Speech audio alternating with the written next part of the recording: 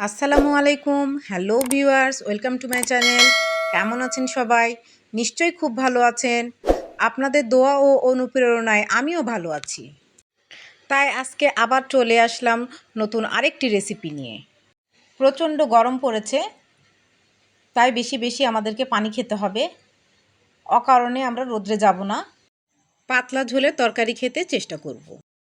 শুকনো ও ভাজা পোড়া খাবার আমরা এড়িয়ে চলব। হ্যাঁ ভিউয়ার্স, আর কথা বাড়াবো না, আজকের রেসিপিটির নাম বলে দিব। আজকের রেসিপি পটল, আলু, ছোলার ডাল ও চিংড়ি মাছ দিয়ে পাতলা ঝোল। এই তরকারিটি খেতে অসাধারণ হয়েছিল। চাইলে আপনারা বাসায় রান্না করে খেতে পারেন। আশা করছি স্বাদ ভুলতে পারবেন না। তাহলে চলুন এক নজরে দেখে আসি এই রেসিপিটি রান্না করতে কি কি উপকরণ লাগছে।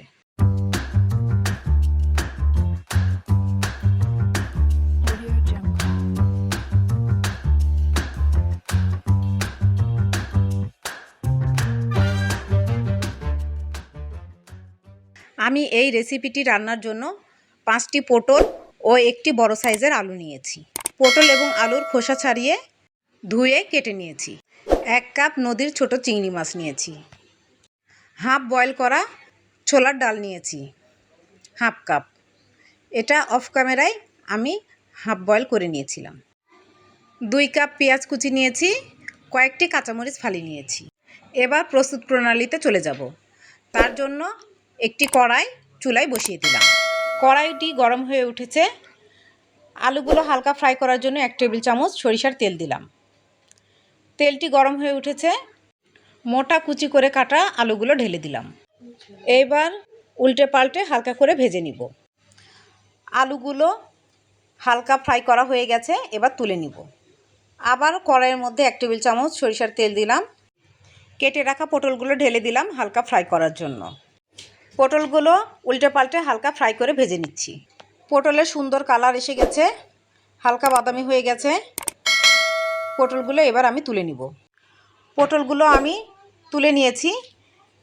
আবার ওই কড়াইয়ের মধ্যে হালকা ফ্রাই করার জন্য চিংড়ি মাছগুলো ঢেলে দিলাম।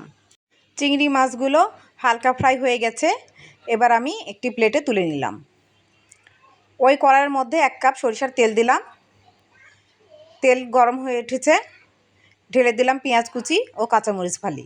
পেঁয়াজগুলো হালকা ফ্রাই হয়ে গেছে, দিয়ে দিলাম বাটা মশলা।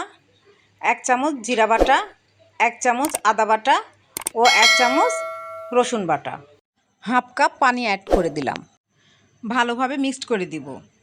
এরপর 1 চা চামচ মরিচ গুঁড়া, 1 চা চামচ হলুদ গুঁড়া ও 1 চা চামচ ধনিয়া গুঁড়া দিলাম।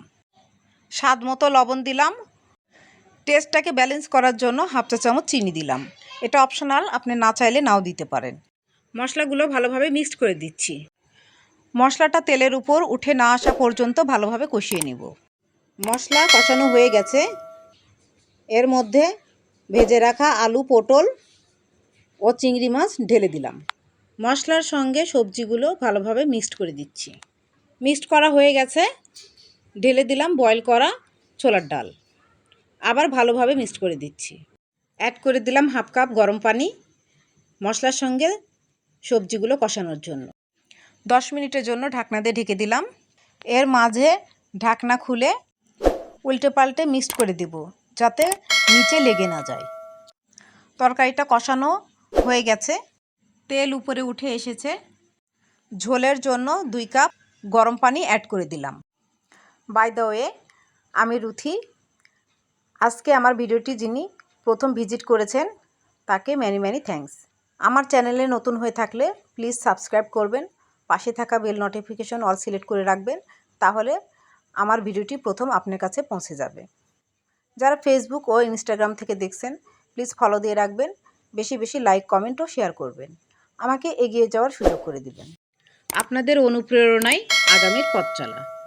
অন্য কোনো রান্না দেখতে চাইলে আমাকে কমেন্টে অবশ্যই জানাবেন, আমি ট্রাই করব।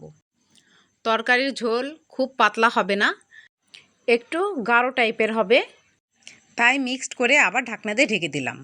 ছোলার ডাল থাকার কারণে তরকারিটা ঝোল খুব সুন্দর গাঢ় হয়েছে। তরকারি রান্না আমার অলমোস্ট হয়ে গেছে।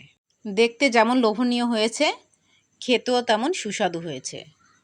একবার রান্না করে খেয়ে দেখুন, স্বাদ ভুলতে পারবেন না। এখন আমি তরকারিটাকে পরিবেশন করব।